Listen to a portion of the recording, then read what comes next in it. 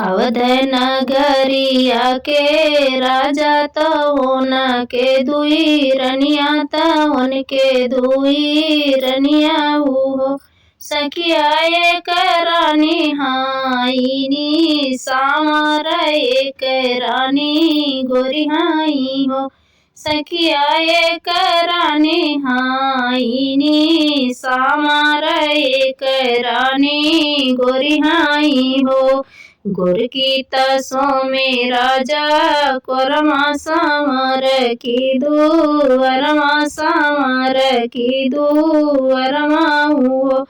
सखिया धीरती घोड़वा तो राने तो राजा उठी बानाई त राजा उठी बानाई सखिया धीरती घोड़वा तो राने तो राजा उठी बान्हई त राजा उठी बान्हई हो बहनी राजा के पड़ल पर छैया त सामरी गर्भ से न हो बहनी राजा कई पड़ल पर छैया त सामरी गर्भ से ही हो समरी बहारे घर आंगनवा त गोरी ठाड़ी देखाई त गोरी ठाड़ी देखाई हो बहनी हम सोई राजा जी के कोरमा त सामरी दुअर मात सामरी दुअर न हो बहनी हम सोई राजा जी के कोरमात सामरी दुअर मात सामरी दुअर माऊ समरी कावाने छयला वालो भान्यु तो गर भज नायु तो गर भज नायु समरी कावन छयल वालो भैलू त गर भेज नैलू त गर भेज नैलियू तू तो सोयू राजा जी के कोरमा हम तो दुअर मात हम तो दुअर माऊ तू तो सोयू राजा जी के कोरमात हम तो दुअर मात हम तो दुअर माऊ गोरिया धीरती घोड़वा तो राने तो राजा उठी बान्हे तो राजा उठी बान्हई हो गोरिया धीरती घोड़वा तो राने तो राजा उठी बान्हई तो राजा उठी बान्हई हो गोरी पाड़ी गाए राजा के पर छैया त हम घर भजनाए तो हम घर भजनाए हो गोरी पाड़ी गाए राजा के पर छैया त गर्भ हम जानाए तो गर्भ जानाए हो इतनी बचन सुनी गुरकी मन मधु कित भाए मन मधु कित भाए हो सखिया सोई गाई तानी के चदरिया त मन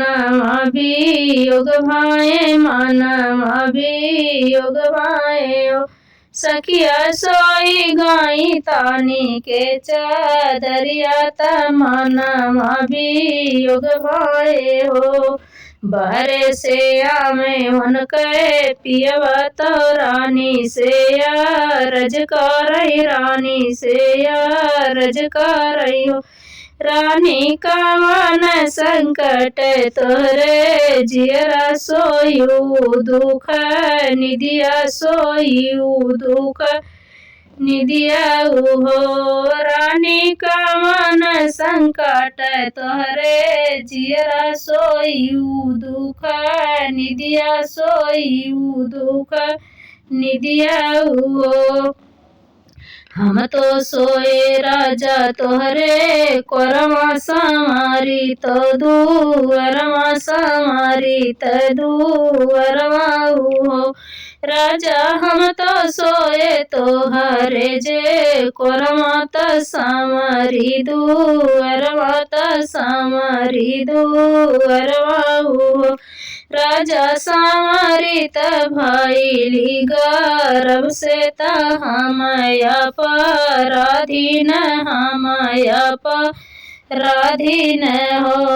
राजा सामरित भैली गर्भ से ही हमया पराधीन हो चुप रहा ए रानी चुप रहा केहू से जिन काहू तू सोर माती कारियू चुप रहा ए धनिया चुप रहा केहू से जिनी काहू तू सोर माती कारियू रानी संवरी के होई है लालनवा हमारे घर सोहर हमारे घर सोहर हो रानी संवरी के होई है लालनवा तो हमरे घर सोहर तो हमरे घर सोहर हो रानी ठुमुकी ललना चली है तीनऊ जानी देखब तीनऊ जानी देखब हो रानी ठुमुकी लालन चली है तीनऊ जानी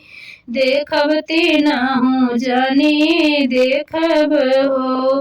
रानी तीनों जन के गाया लाई जई है तीनऊ जानी तर जबयो रानी तीनों जन के गाया लाई जई है तीनऊ जानी तर जबयो अवध नगरिया के राजा तवन के दुई रानी तवन के दुई रानी हो।